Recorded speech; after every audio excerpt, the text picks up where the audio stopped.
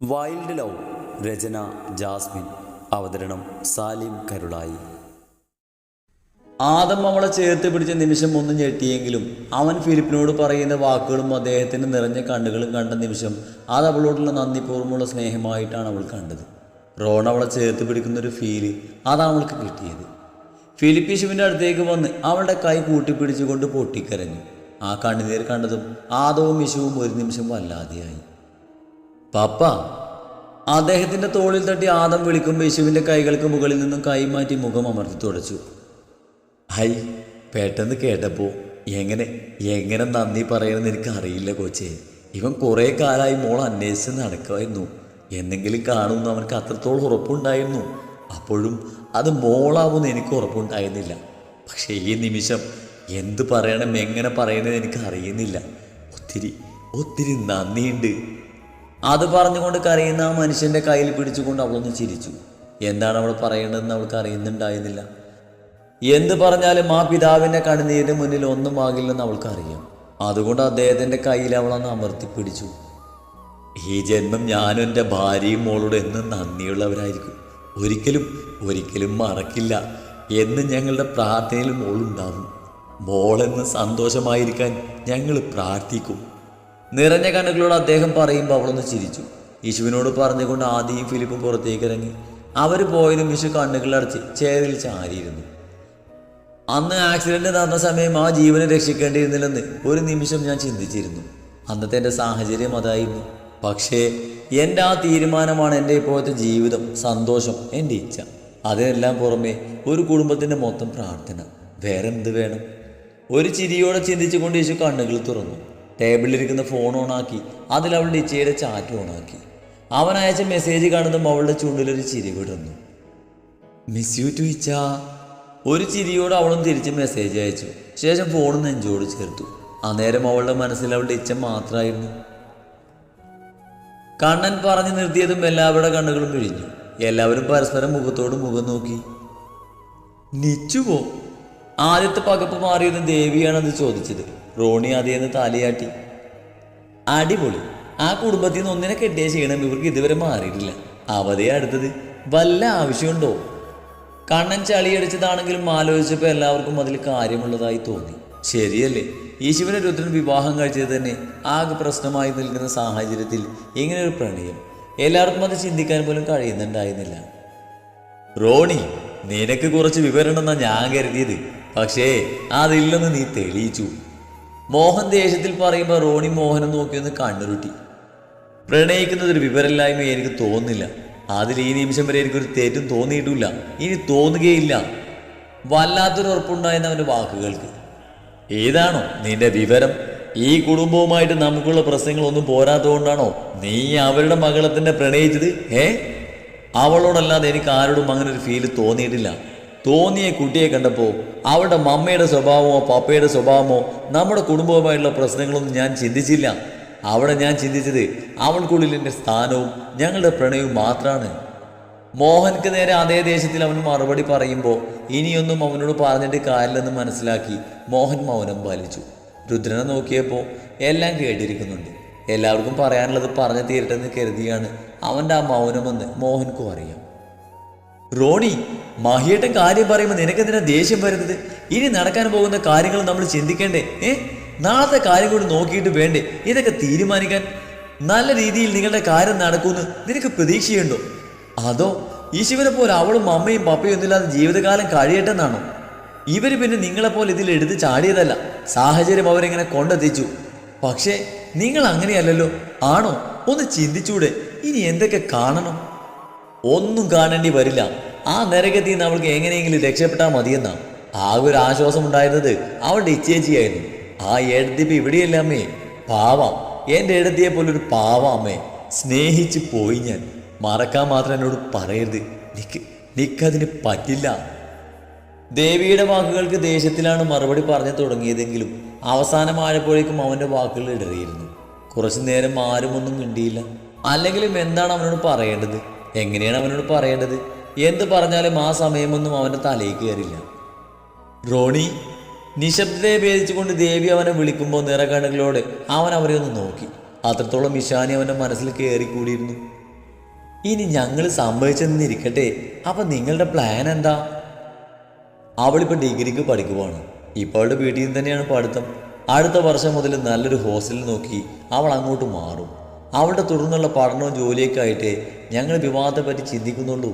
അവളൊന്ന് പഠിച്ചു തീരുന്ന സമയം മാത്രം മതി എനിക്കൊന്ന് സെറ്റാവാൻ. വലിയ പ്രതീക്ഷയിൽ അവൻ പറഞ്ഞു നിർത്തി. അത് പറയുമ്പോൾ അവൻ്റെ മുഖത്തും വാക്കുകളിലും വല്ലാത്ത ആവേശമായിരുന്നു.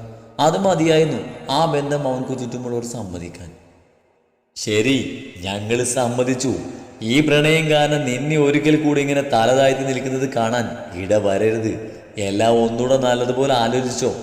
എല്ലാം നേരിടാനും എന്തു വന്നാലും പ്രതികരിക്കാനും തയ്യാറാണെങ്കിൽ മാത്രം നിനക്ക് ഈ ബന്ധം മുന്നോട്ട് കൊണ്ടുപോകാം. അതല്ല ഈ പേരിൽ കരയാനും ആ പെൺകുട്ടിയെ കരയിക്കാനുമാണ് ഉദ്ദേശമെങ്കിൽ ഈ നിമിഷം എല്ലാം ഇവിടെ അവസാനിച്ചോണം. മനസ്സിലായോ? ഗൗരവത്തോടെ മോഹൻ പറഞ്ഞു നിർത്തുമ്പോൾ റോണി സന്തോഷത്തോടെ തലയാട്ടി. സമ്മതമെന്ന ഒറ്റ വാക്ക് മാത്രം മതിയായിരുന്നു അവൻക്ക്. വേറെയൊന്നും അവൻക്ക് വേണ്ടിയിരുന്നില്ല. പിന്നെ പറഞ്ഞതൊന്നും അവൻ കേട്ടിട്ടുമില്ല. അത്രത്തോളം സന്തോഷത്തിലായിരുന്നവൻ. ഏട്ടത്തി പറഞ്ഞാൽ ഒത്തിരി സന്തോഷിക്കും അല്ലേട്ടാ? ഒന്നും മിണ്ടാതെ എല്ലാം കേട്ടുകൊണ്ടിരുന്ന രുദ്രനെ നോക്കി കണ്ണൻ പറയുമ്പോൾ രുദ്രൻ കണ്ണൻ്റെ മുഖത്തേക്ക് നോക്കി ഒന്ന് ചിരിച്ചു. ആര് സമ്മതിച്ചാലും മീശ സമ്മതിക്കില്ല. അവൻ്റെ ആ വാക്കിൽ എല്ലാവരും ഒന്ന് ഞെട്ടി. അതെന്താ അങ്ങനെ? ഏട്ടത്തി സമ്മതിക്കില്ലെന്ന് ഏട്ടൻ്റെ തോന്നല. ഏട്ടത്തിയുടെ അനിയത്തി ജീവിതകാലം മുഴുവൻ ഈ മാൻഷനിൽ ഏട്ടത്തിക്കൊപ്പം ഉണ്ടാവുമെന്ന് പറയുമ്പോൾ സന്തോഷിക്കൽ ചെയ്യുക അല്ലേ? കണ്ണൻ അവൻ്റെ ന്യായമായ സംശയം പറയുമ്പോൾ എല്ലാവരുടെ ഉള്ളിലും അത് തന്നെയായിരുന്നു. എന്നാൽ രുദ്രൻ്റെ ഇഷയുടെ തീരുമാനം അവനും പറഞ്ഞത് തന്നെയാവുമെന്ന് അവരും ഉറപ്പിച്ചു. കാരണം ആ തീരുമാനം പറഞ്ഞത് ഇഷയുടെ ഇച്ഛയായതുകൊണ്ട്. അതൊക്കെ വഴിയറിയാം. ഇപ്പം എല്ലാവരും പോയി റെഡിയായി വാ, ഇറങ്ങാൻ സമയമായി. ഷാർപ്പ് 3 o'clock നമ്മൾ ആ ഹാളിൽ ഉണ്ടായിരിക്കണം. കൂടുതലൊന്നും പറയാൻ നിൽക്കാതെ രുദ്രൻ അവിടെ എഴുന്നേറ്റു. ഇനിയും അതിനെക്കുറിച്ച് സംസാരിച്ച സമയം നീണ്ടുപോകും. സംസാരം എവിടെയും എത്തുകയില്ല. എല്ലാവരും എണീറ്റിട്ടും അവിടുന്ന് അനങ്ങാതെ നിൽക്കുന്ന റോണിക്കടുത്തേക്ക് രുദ്രൻ നടന്നു. നിന്റെ ഏട്ടത്തിയുടെ തീരുമാനത്തിലാണ് നിനക്ക് പേടിയെങ്കിൽ അതാലോചിക്കണ്ട. ഞാനില്ലേ, ശരിയാവും, ശരിയാക്കി തരും. റോണിയുടെ തോളിൽ തട്ടിക്കൊണ്ട് രുദ്രൻ പറയുമ്പോൾ റോണി രുദ്രനെ കെട്ടിപ്പിടിച്ചു. രുദ്രൻ തിരിച്ചും അവനെ പുണർന്നു. ഇതുപോലൊരു ദിവസം ഞാനും വരും. അന്ന് ഈ കാണിച്ച സപ്പോർട്ടൊക്കെ എനിക്കും കിട്ടണം കേട്ടോ. കെട്ടിപ്പിടിച്ച് നിൽക്കുന്ന രുദ്രനെയും റോണിയെയും നോക്കി കണ്ണൻ പറയുമ്പോൾ എല്ലാവരുടെ കണ്ണുകളും അവനിലേക്കായി. പിന്നെ അതിനൊക്കെ ഇനി എത്ര സമയമുണ്ടടാ? നീ കെട്ടാൻ പോണ പെൺകുട്ടി ഇപ്പോൾ വല്ല ഡോറാപൂജിയും കണ്ടുകൊണ്ടിരിക്കുവാവും. കണ്ണനക്ക് മറുപടിയായി റോണിയുടെ ആ ആസ്ഥാനത്തെ കോമഡി വന്നതും അവിടെ ഒരു കൂട്ടച്ചിരി ഉയർന്നു. നിനക്ക് പെണ്ണ് കിട്ടാത്ത അസൂയാണ്. പക്ഷെ സാരല്ലടാ, നിനക്ക് പറ്റിയ കുട്ടി എവിടെയും ഉണ്ടാകും. സമയമാകുമ്പോൾ അവൾ വന്നോളൂ കേട്ടോ, വിഷമിക്കണ്ട. ഇനിയിപ്പം നിനക്ക് പെണ്ണ് കിട്ടില്ലെന്ന് പറഞ്ഞ് റോണിയുടെ കെട്ട് മുടങ്ങുമെന്ന എനിക്ക് പേടി. അവൻ്റെ ഒരു ശുഷ്കാന്തി. നീ ഒന്ന് പോടറുക. പിന്നെ ശുഷ്കാന്തി ഉണ്ടാവില്ലേ? നീ ഇവിടെ പെണ്ണ് കിട്ടാതെ മേടിച്ച് പോയാലേ അത് ഞങ്ങൾക്കൊരു സങ്കടമല്ലേടാ. നമുക്കൊരു കാര്യം ചെയ്യാം. ഏടത്തേക്ക് ഈശാനിക്ക് ഇടയിലൊന്നില്ലേ, അവളെ നിനക്ക് ആലോചിച്ചാലോ? എങ്ങനെയുണ്ട്? നിനക്കവൾ നല്ലോണം ചേരും. കണ്ണൻ വിടാൻ ഉദ്ദേശമില്ലാതെ വീണ്ടും വീണ്ടും അവനെ ചൊറിഞ്ഞതും റോണർ ഒറ്റ ആട്ടായിരുന്നു. പുല്ലേ, ലോകത്ത് അവളൊരെണ്ണം മാത്രമായാൽ പോലും നീക്ക് വേണ്ട ആ പിശാചിനെ. അതും പറഞ്ഞുകൊണ്ട് ആരെയും നോക്കാതെ റോൺ അകത്തേക്ക് നടക്കുമ്പോൾ പിന്നിൽ നിന്നുള്ള പൊട്ടിച്ചിരി അവനും കേട്ടു. അവനക്ക് പിന്നാലെ ഓരോരുത്തരായി റെഡിയാവാൻ നടന്നു. ഹലോ മോഹൻ. സെക്യൂരിറ്റി തുറന്നിട്ട് ഡോറിലൂടെ അകത്തേക്ക് കയറിയ ഫിലിപ്പ് പരിചയപൂർവ്വം മോഹൻക്ക് കൈ കൊടുത്തുകൊണ്ട് പുണർന്നു. മോഹൻ ചിരിയോടെ തിരിച്ചു. ആഹാ, മക്കളെല്ലാവരും ഉണ്ടല്ലോ. മോഹനിൽ നിന്നും മടന്നു മാറി നമ്മുടെ 4 പിള്ളേരെയും നോക്കി ഫിലിപ്പ് പറയുമ്പോൾ രുദ്രൻ ഒഴിച്ച് 3 പേരും അദ്ദേഹത്തെ നോക്കി ഒന്ന് ചിരിച്ചു.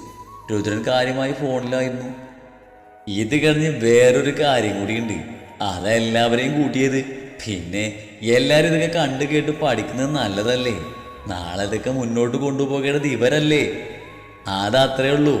ഇനി നമ്മളെ കൊണ്ട് ഈ തലവേദന ഒന്നും താങ്ങാൻ കഴിയില്ലടോ. അതല്ലേ ഞാൻ എൻ്റെ മകനെ ഇങ്ങോട്ട് വരുത്തിയത്. ഇപ്പം പകുതിയിലധികം സമാധാനമാണ്. അവനെല്ലാം വേണ്ടതുപോലെ ഹാൻഡിൽ ചെയ്യുന്നുണ്ട്.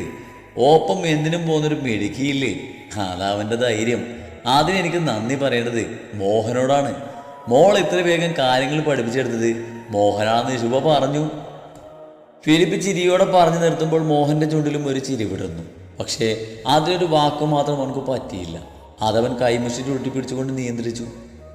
ഈശുവയോട് ഞങ്ങൾക്ക് വേറൊരു രീതിയിൽ കടപ്പാടുണ്ട്. അദ്ദേഹം അത് പറയുമ്പോൾ കണ്ണുകൾ നിറയുന്നത് എല്ലാവരും നോക്കി. ആ ഹാളിൽ മോഹനും അദ്ദേഹത്തിൻ്റെ PAയും പിന്നെ അവർ 4 പേരും മാത്രമായിരുന്നു.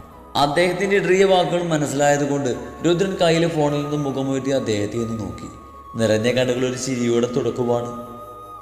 എൻ്റെ മകൻ ആദത്തിൻ്റെ ജീവൻ രക്ഷിച്ച വലിയൊരു കടപ്പാട് എനിക്ക് മോളോടുണ്ട്.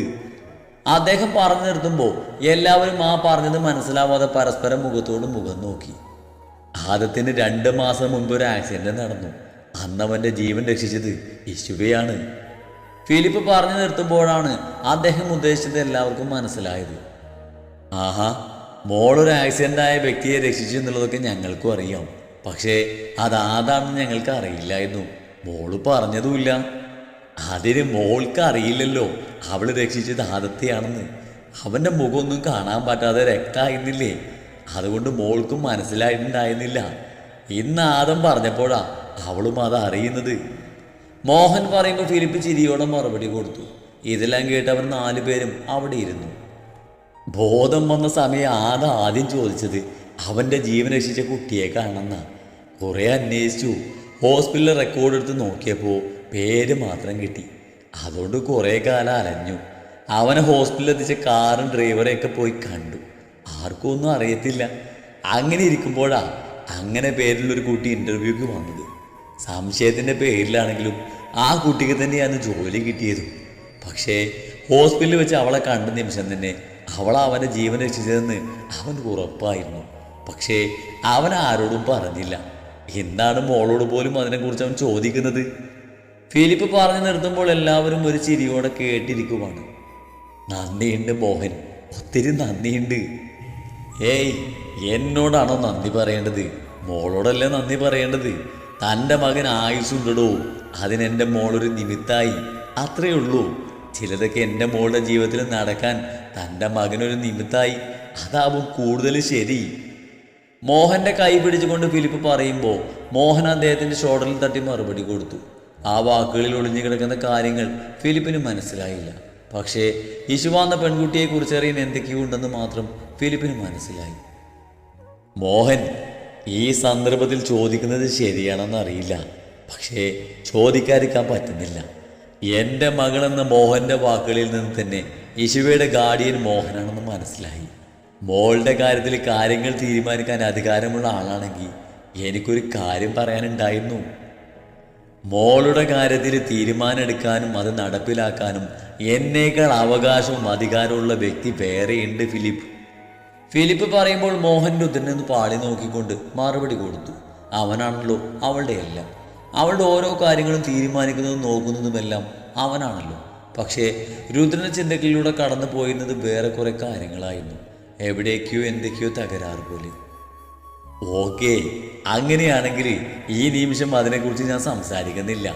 അവളിൽ അധികാരവും അവകാശമുള്ള ആളുടെ അടുത്ത് സമയവും സന്ദർഭവും വരുമ്പോൾ ഞാൻ പറയാം. ഫിലിപ്പ് ചിരിയോടെ പറയുമ്പോൾ എന്താവും അങ്ങനെ ഒരു കാര്യമെന്നത് എല്ലാവരുടെ ചിന്തകളിലേയും കടന്നുപോയി. മോഹൻ്റെ ചിന്തയും അത് തന്നെയായിരുന്നു. പക്ഷെ ഒന്നും ചോദിക്കാൻ പോയില്ല. ഈ തിരക്കിനിടയിൽ അത് സംസാരിച്ച് നിൽക്കാൻ സമയമില്ല. അതാണ് കാരണം. കൂടുതൽ വിശദമായി പിന്നെ സംസാരിക്കാമെന്ന് കണക്കാക്കി മോഹൻ അത് വിട്ടു. അപ്പോഴേക്കും ആരൊക്കെയോ ഡോറിൽ തട്ടി തുടങ്ങിയിരുന്നു. AD കമ്പനിയിലെ മാനേജേഴ്സും ഫിലിപ്പിൻ്റെ PAയും ഒക്കെയായിരുന്നു അകത്തേക്ക് കയറി വന്നത്. ഓരോരുത്തരും ഓരോ വിഷയങ്ങളെക്കുറിച്ച് സംസാരിച്ചു തുടങ്ങി. രുദ്രൻ ഒന്നും ശ്രദ്ധിച്ചില്ല, ഒന്നും കേട്ടില്ല. അവൻ്റെ കയ്യിലുള്ള ഫോണിലേക്ക് നോക്കി യേശുവിൻ്റെ നമ്പറിലേക്ക് കോൾ ചെയ്തുകൊണ്ടിരുന്നു. കുറച്ചധികം സമയം കടന്നുപോയ ശേഷമാണ് ആദവും യേശുവും ഹാളിലേക്ക് നടന്നു വന്നത്. യേശു ഹാളിലേക്ക് വന്നതും ആദ്യം നോക്കിയത് രുദ്രനെയാണ്. അവളെ നോക്കാതെ മുന്നിലുള്ള പ്രൊജക്റ്റിലേക്ക് നോക്കി ശ്രദ്ധയോടെ ഇരിക്കുവാണവൻ. യേശു അവനിൽ നിന്ന് കണ്ണുകൾ മാറ്റി മൊത്തം ഒന്ന് നോക്കി. എല്ലാവരും ഉണ്ട്. അവളുടെ മുഖമൊന്നും വിടർന്നു. അവളെ കാണുന്ന കണ്ണൻ കൈവീശി കാണിച്ചു. യേശു തിരിച്ചു. ആദ്യമായില്ലേ ഇങ്ങനെ അവർ തമ്മിൽ കാണുന്നത്. അതിൻ്റെ ഒരു സന്തോഷം കണ്ണൻ്റെ മുഖത്തുണ്ടായിരുന്നു. പക്ഷെ അതിലും ആവേശം അവളുടെ മുഖത്തുണ്ടായിരുന്നു. യേശു കണ്ണന് കൈവീശി കാണിക്കുന്നത് കണ്ടതും ആദം അവളെ ഒന്ന് നോക്കി. എൻ്റെ അനിയനാ? ആദം ചോദിക്കാതെ തന്നെ അവൾക്ക് അവൻ ചിരിയോടെ മറുപടി കൊടുത്തു. അവളുടെ നിഷ്കളങ്കമായ ചിരിയിലും സംസാരത്തിലും ആദം വെറുതെ നിശ്ചലനായി. രുദ്രൻ പ്രൊജക്റ്റിൽ നിന്നും കണ്ണുകൾ മാറ്റി അവരൊന്ന് നോക്കി. ഒരു ചിരിയോട് ആദത്തോട് എന്തോ പറയുവാണവൾ. അവനാണെങ്കിൽ അവൾ ആദ്യമായി കാണുന്നത് പോലെ അവളുടെ മുഖത്തേക്ക് തന്നെ നോക്കി നടക്കുവാണ്. എന്തോ ആദത്തിൻ്റെ ആ നോട്ടം കണ്ട നിമിഷം തന്നെ രുദ്രൻ്റെ കണ്ണുകളൊന്ന് ചുരുങ്ങി. ആ നോട്ടം അവനക്ക് തീരെ പിടിച്ചില്ലെന്ന് അവൻ്റെ കണ്ണുകൾ തന്നെ അവൻ്റെ അടുത്തിരിക്കുന്ന റോണിക്കും പറഞ്ഞു കൊടുത്തു. യേശുവിൻ്റെ കണ്ണുകൾ വീണ്ടും രുദ്രന് നേരെ നീണ്ടു. അവൻ്റെ കണ്ണുകൾ അവളിൽ തന്നെയായിരുന്നു കണ്ടതും യേശു അവനെ നോക്കിയൊന്ന് ചിരിച്ചു. പക്ഷേ രുദ്രൻ അവളുടെ ചിരി കണ്ടിട്ടും കാണാത്ത പോലെ അവൻ വീണ്ടും മുന്നോട്ട് തന്നെ നോക്കിയിരുന്നു. എന്തോ അവൻ്റെ ആ പ്രവൃത്തിയിൽ യേശുവിൻ്റെ മുഖം മങ്ങി, ചുണ്ടിലെ ചിരി മാഞ്ഞു. യേശുവേ ഇരിക്കൂ. രുദ്രൻ്റെ മുന്നിലുള്ള സെറ്റിയിൽ ഇരുന്നു കൊണ്ട് ആദം പറയുമ്പോൾ യേശു രുദ്രൻ്റെ മുഖത്തേക്ക് നോക്കിക്കൊണ്ട് അവിടെ ഇരുന്നു. ഒരുപാട് പേര് അവരുടെ അഭിപ്രായങ്ങളും ഐഡിയകളും ഓരോന്നോരോന്നായി പറഞ്ഞുകൊണ്ടിരുന്നു. യേശുവിൻ്റെ മൂഡ് ശരിയല്ലാത്തത് കൊണ്ട് ആദം നിർബന്ധിച്ചിട്ടും അവളുടെ അഭിപ്രായങ്ങൾ പറഞ്ഞില്ലെന്ന് മാത്രമല്ല, ഒന്ന് കേട്ടത് പോലുമില്ല. നോട്ടം മുഴുവനും അവളെ നോക്കാതിരിക്കുന്ന രുദ്രനിലായിരുന്നു. എല്ലാവരും അവരവരുടെ അഭിപ്രായങ്ങളൊക്കെ പറഞ്ഞു തീർന്ന് ഒരു തീരുമാനത്തിലെത്തി. കമ്പനികളുടെ ഡീലിങ്ങും മറ്റും പരസ്പരം പറഞ്ഞുകൊണ്ട് ഒരു ഉടമ്പടിയിൽ രണ്ടുപേരും എത്തി. ഓരോരുത്തരായി പുറത്തേക്ക് പോയി തുടങ്ങി. രുദ്രൻ സെറ്റിയിൽ നിന്നും എണീറ്റതും മാധവും എണീറ്റ് അവൻ്റെ അടുത്തേക്ക് ചെന്നു. ഹായ്. രുദ്രൻ നേരെ കൈ നീട്ടുമ്പോൾ രുദ്രൻ ഗൗരവത്തിൽ തിരിച്ച് കൈ കൊടുത്തു. അപ്പോഴും മാധവത്തിൻ്റെ അടുത്ത് നിൽക്കുന്നവളെ അവൻ നോക്കിയില്ല.